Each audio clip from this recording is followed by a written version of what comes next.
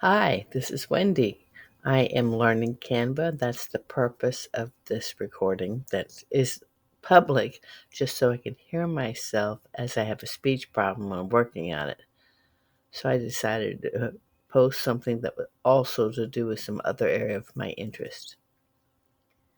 Anyway, what is a scrap monster?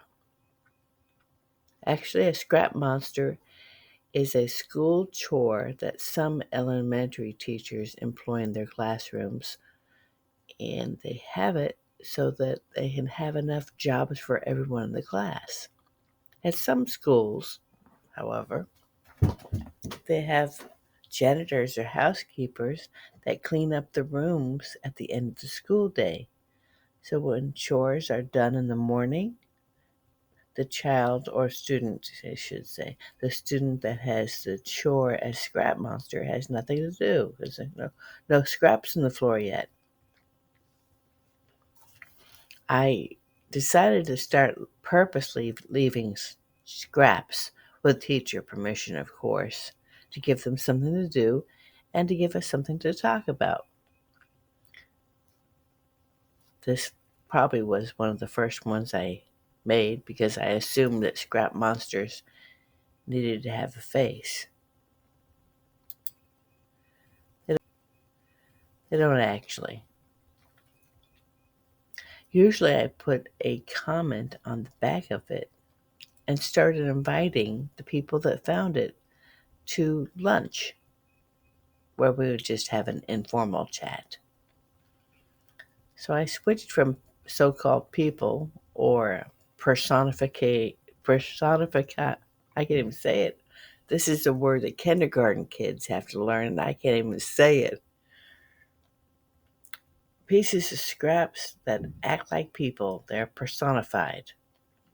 Then I just made scraps that I was having anyway. Instead of throwing them out, I just glued them together and realized they had shapes. That's supposed to be a dog, can you tell? That's an easy one. That's a bookmark of an outdoor scene with a sun and mountains. In practicing this, I don't know how many times I listened to this and edited it, changed the whole layout. This one I left off my comment. It's a bird, obviously. Can you tell? Just from the scraps that are around, it builds itself. You just glue the scraps together. That must be a rooster or a dragon or something. This segment also did not tape for some or record for some reason. So as I was listening to this, I realized my shirt was going down. Excuse my cleavage. Usually there isn't any. You just add an I like feature to anything, it becomes a monster.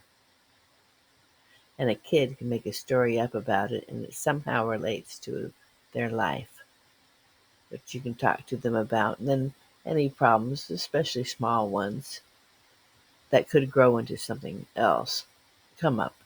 And then you can talk about ways to problem solve. Here, my scrap is actually packaging from some food, salmon, if you can guess. No wonder I put a fish there. And of course, I just added junk to it. These aren't real scraps, they're actual circles. Uh, and I probably drew the so called fish on a piece of scrap paper, and I used up paper protectors that had lost their usefulness. It was useful to me to use it for this art. And of course, the kids thought it was great because it was colorful, it caught their attention.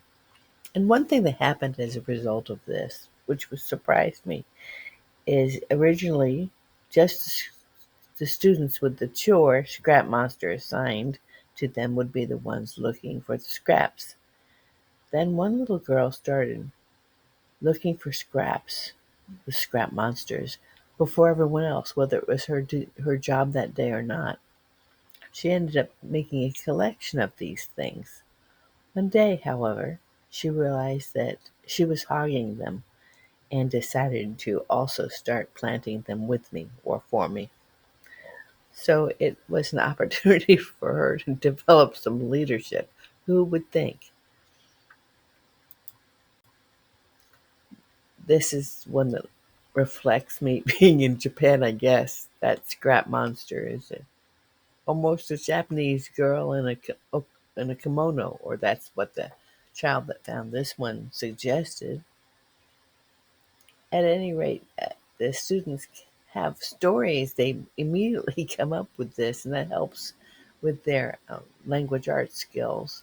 And once again, it also can bring up things that are going on in their world and invites them to discuss it.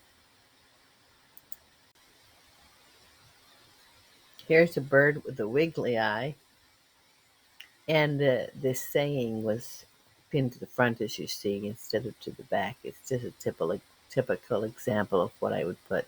I would try to make these align in some way with whatever recent story or or curriculum story they were working on in various classes, especially language arts.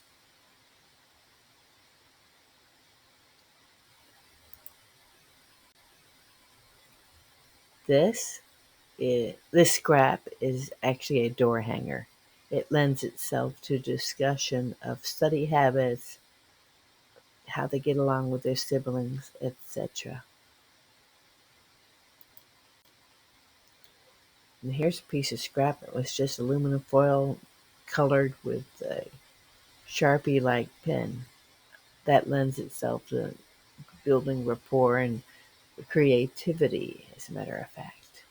They had many ideas of what they could do with that so called stained glass looking piece of garbage.